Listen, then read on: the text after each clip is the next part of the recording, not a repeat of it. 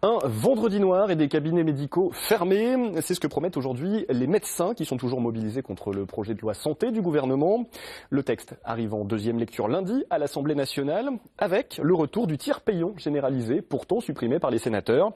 Ce tiers payant soulève depuis plusieurs mois la colère des médecins. Nous allons en discuter dans un instant avec notre invité de ce midi, Fabien Ruot, représentant auvergnat du syndicat MG France. Bonjour. Bonjour. Mais d'abord, on va essayer de comprendre un petit peu ce problème avec ce reportage de Patricia Chalumeau.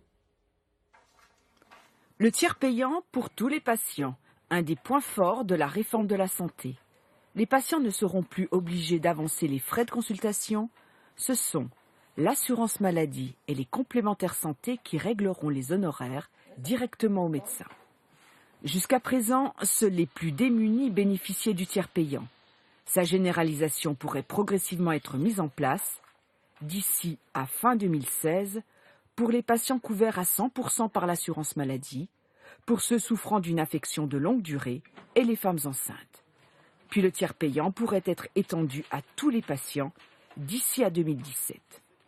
La généralisation du tiers payant ne fait pas l'unanimité chez les 130 000 médecins libéraux, généralistes ou spécialistes.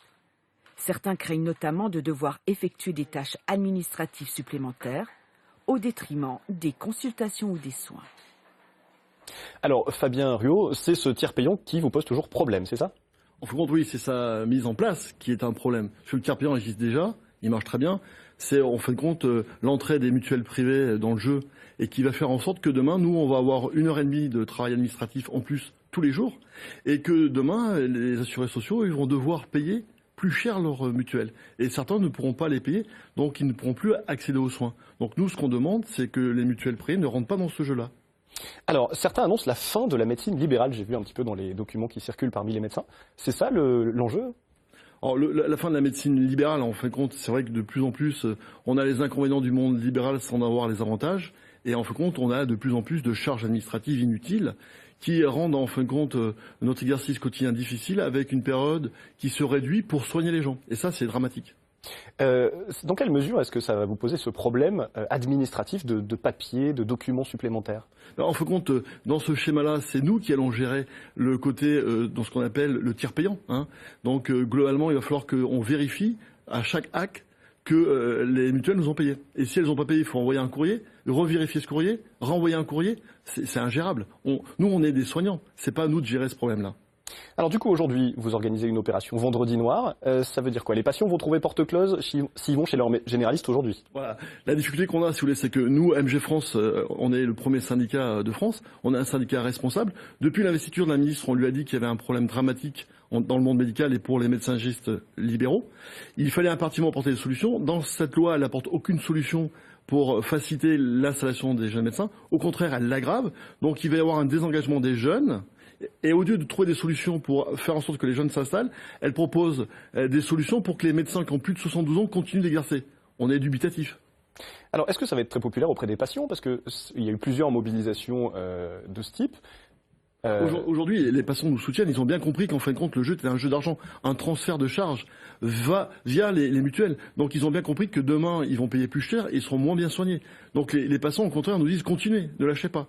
On est sûr qu'ils vont payer plus cher si ce projet de loi passe? Oui, parce qu'aujourd'hui, le tiers payant, c'est 30% de prise en charge dans les mutuelles. Donc forcément, vous avez compris, avec l'entrée des mutuelles, l'obligation de prendre pour les entreprises des mutuelles, forcément, ce jeu-là va passer de 30, 40, 50%. Et au bout d'un moment, il y a bien quelqu'un qui va payer. Et donc, comme on oblige les salariés à avoir des mutuelles d'entreprise, on a bien compris que ce jeu-là, c'était un transfert de charges. Ce projet de loi, pour l'instant, le gouvernement n'a pas l'air de vouloir le changer. Vous allez continuer votre mobilisation? Alors forcément, aujourd'hui, nous, de toute façon, on ne lâchera pas. C'est notre responsabilité de démontrer aux gens ce danger pour eux et montrer qu'on est des gens responsables. Et en plus, même s'il passe, nous, on ne l'appliquera jamais. Donc l'ensemble des syndicats ont dit qu'on boycotterait la loi. D'accord, donc vous n'appliquerez pas le tiers payant généralisé, même si la loi est votée? On n'appliquera pas le tiers payant obligatoire à la sauce Marisol Touraine. Parce que l'accès aux soins, style les CMU ou les accidents de travail, on les pratique tous les jours. On fait des actes de tiers payant qui sont facilités en flux unique. Eh bien, merci Fabien Ruot. Je rappelle que vous êtes donc le représentant auvergnat du syndicat MG France, syndicat de médecins généralistes. Merci.